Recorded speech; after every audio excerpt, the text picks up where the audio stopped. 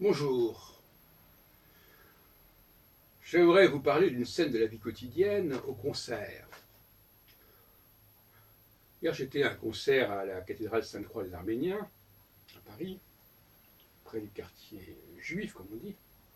À ce propos, je noterai que la rue Fernand Duval s'appelait autrefois la rue des Juifs, qu'elle a été débaptisée en 1900, à l'époque de l'affaire Dreyfus. Enfin, je passe bref, c'est étonnant.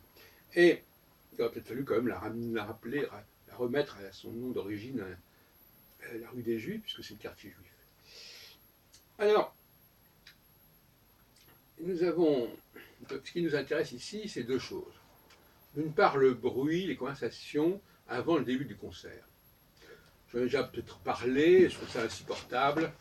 Les gens leur parlent de remboursement de sécurité sociale, de problèmes personnels avec leurs voisins ou alors leurs copines. Et tout ça, alors la personne me dit oui, mais de toute façon, on va s'arrêter quand le concert va commencer. Ben, heureusement, quand même, heureusement. Euh, et je lui ai répondu que, écoutez, alors elle me dit aussi, ah ben, écoutez, si vous ne voulez pas entendre les conversations, vous n'avez qu'à vous isoler. Moi, je lui aurais plutôt répondu, ben, c'est à vous de vous isoler. Quand vous parlez de choses qui ont un intérêt personnel et particulier, privé, ben, c'est vous qui vous isolez. C'est une grande place, c'est une grande salle. Allez dans un coin, vous parlez de ça. Mais épargnez à vos voisins vos histoires, que vous déballez d'ailleurs de façon presque obscène. Alors le concert commence, et donc c'est un concert violoncelle-piano, avec deux japonaises, il me semble. Alors, les gens écoutent ça, mais alors ça ne correspond pas au programme. Mais ça, personne ne le signale, je vois pas tellement de réaction autour de moi à ce propos. On nous joue en fait une sonate de Poulenc pour piano et flûte, piano et violoncelle, qui est prévue en deuxième partie du programme. Bon, alors là, si on se fie au programme, c'est plutôt la sonate Arpeggione de Schubert. Bon, c'est pas tout à fait la même chose, d'accord. Et puis, ah oui, je rappelle que dans le programme qui a été publié sur l'officiel des spectacles, on nous parlait de Beethoven et de Shostakovich. Bon, bon d'accord. Alors, à l'entracte, pas à l'entracte, mais entre les deux morceaux, je demande aux gens, mais vous savez ce qu'on a joué là? Non, non, enfin. Il y avait une dame qui était sourde, bah, c'est forcément ce qui est sur le programme. Hein. Bon, hein. Montrez-moi le programme, comme ça je vous dirai ce qu'on a joué. Et alors, on entend une deuxième pièce, hein, toujours pour piano et violoncelle. On ne sait pas très bien de quoi il s'agit. Est-ce que cette fois-ci, est-ce qu'ils ont inversé le programme? Est-ce qu'on est en train de nous jouer la sonate Arpeggione de Schubert? On ne sait pas. Que dit le programme? Bah, oui, mais justement, on vient de le voir. Alors, certaines personnes doivent se dire, ben voilà, c'est la sonate de Schubert, de Poulenc, parce que c'est marqué en deuxième partie du programme. Et alors, ce qui est intéressant, c'est que les artistes elles-mêmes, les musiciennes, ne disent pas un mot, bien qu'elles parlent français, enfin, plus ou moins, enfin, elles ne disent pas un mot. Il y a même celle qui tourne les pages, elles ne disent pas ce qu'elles jouent. Elles ne font aucun commentaire. Quand on change de programme, la moindre des choses, c'est de le signaler, de dire voilà, maintenant nous allons jouer ceci ou cela. Bon, et puis de se faire traduire si on n'arrive pas à parler dans la langue du pays. Alors le concert se termine. Alors on se dit mais qu'est-ce qui a été joué? Qu'est-ce qu'elles ont joué? Qu'est-ce qu'elles ont pu jouer finalement? Et alors, bon, on regarde le programme qui a été annoncé dans les journaux, on regarde le programme qui a été distribué à l'entrée. Bon. Alors, ce qui est amusant, c'est qu'en fait, elles ont laissé leur partition sur place. Et donc, pour la réponse, c'est d'aller voir les partitions. Mais personne n'y pense. Alors moi, à un moment donné, je vais voir les partitions. Et je vois, un, la sonate de Poulenc, deux, une œuvre de Shostakovich pour piano et violoncelle. Alors là, effectivement, ça se clarifie. Donc finalement, on a assisté au concert, on ne sait pas très bien ce que c'est, on a des programmes qui ne correspondent pas, et on a des partitions qui restent sur les pupitres et qu'on ne va pas voir, alors qu'elles sont là.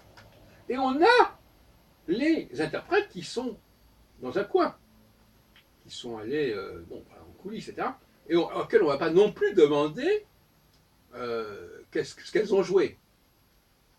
Elles qui nous ont rien dit sur ce qu'elles jouaient. Et donc le rapport à la réalité est intéressant à ce niveau-là. On a la réalité de ce qui a été joué, on a la réalité des partitions, on a la réalité des interprètes qui ont joué et qui pourraient dire ce qu'ils ont joué, et puis on a une autre réalité, bon, je dis ça en passant, qui est est-ce qu'elles sont les auteurs de ces pièces? Enfin bon, à la limite, puisqu'elles les ont jouées, on pourrait dire, quelque part, c'est peut-être leur propre composition, leur propre création, à la limite. Quand on ne sait pas ce qu'est une œuvre, pourquoi ne serait-elle pas l'œuvre du pianiste ou du duo, etc. Pourquoi pas? Tout est possible. Donc tout ça est un peu surréaliste, il faut reconnaître. Et voilà ce que je voulais vous raconter. Alors, je voudrais faire quelques réflexions supplémentaires sur le comportement, sur l'hygiène de vie, oui, ou l'hygiène de vie, à propos de ces quelques observations de la vie quotidienne. Il y a une hygiène de vie sur le plan de ce qu'on mange, mais il y a aussi une hygiène de vie par rapport aux gens qu'on fréquente, aux relations qu'on a avec les autres, aux relations qu'on a avec la culture. Et là aussi, on pourrait parler d'une obésité, non pas seulement du corps, mais du mental, de l'âme. On se nourrit, on grignote trop de choses, on mange à gauche et à droite, et au lieu de veiller à l'intégrité de son corps, de son mental, on se laisse tenter par toutes sortes de propositions, de suggestions, de choses qui se présentent comme ça, et ça crée une forme d'obésité mentale qui évidemment n'est pas aussi visible que l'obésité physique, mais qui doit quand même pouvoir se percevoir d'une manière ou d'une autre. Notamment, quand vous voyez quelqu'un qui est tout le temps en train de manger, vous dites, bon, il y a un problème. Bon, eh bien, c'est la même chose quand quelqu'un est tout le temps en train d'écouter ce que les uns disent, ce que les autres disent, et que visiblement, il ne se recueille pas dans le silence, il y a un risque, il y a une probabilité d'obésité aussi sur ce plan-là, qui me paraît assez manifeste.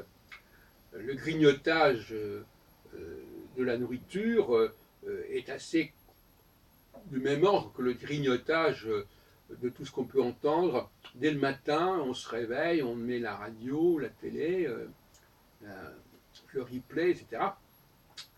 Il y a une maltraitance de soi-même, parce que le manque d'hygiène, c'est quand même une maltraitance de soi-même aussi, qui est assez confondante, si vous voulez. Et je terminerai justement sur cette idée, d'abord, premièrement, que visiblement, il vaudrait mieux quand même que, ça va peut-être faire rugir certaines personnes, il vaudrait mieux quand même que dans une salle, il y ait d'un côté les hommes, d'un côté les femmes, parce qu'elles ont un mode d'expression, elles ont un besoin de communication qui n'est pas du même ordre, et mettre un homme au milieu de tout un groupe de femmes, c'est un problème, et une femme au milieu d'hommes qui eux-mêmes sont un peu en train de réfléchir, elle va se retrouver toute seule, elle ne va pas non plus se trouver très heureuse. Donc je crois que la séparation entre les sexes n'est pas une question de sexe au sens sexuel, c'est une question de mode de vie, de mode de fonctionnement différent, tout simplement. Et ça, je crois que ce n'est pas une mauvaise chose de le respecter. Et on parle actuellement peut-être de zones de silence, ben, on pourrait dire que, par exemple, à gauche, dans une salle, on met les gens qui veulent parler, et à droite, on met les gens qui préfèrent ne pas parler, et qui préfèrent rester avec leur propre, avec eux-mêmes, en quelque sorte. Et je conseillerais aux hommes, parce que aucun conseil n'est valable pour tout le monde, c'est ça le problème. Et il n'est pas non plus, on n'est pas non plus en train de parler des conseils individuels, ce qui ne veut rien dire. On ne peut pas parler à chaque cas particulier.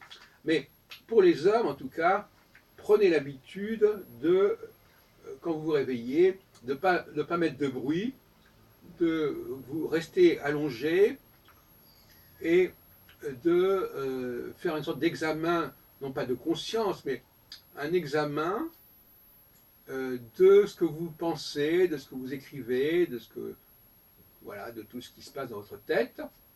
Car normalement, nous avons un logiciel de nettoyage, on peut dire, un logiciel de correction, qui nous permet de passer en revue un certain nombre de choses que nous avons accumulées la veille ou avant, et de les regarder autrement, d'un point de vue critique, de les nettoyer un petit peu. Et ce travail de nettoyage, non pas seulement de faire la toilette du corps, mais la toilette du mental, me paraît nécessaire au réveil.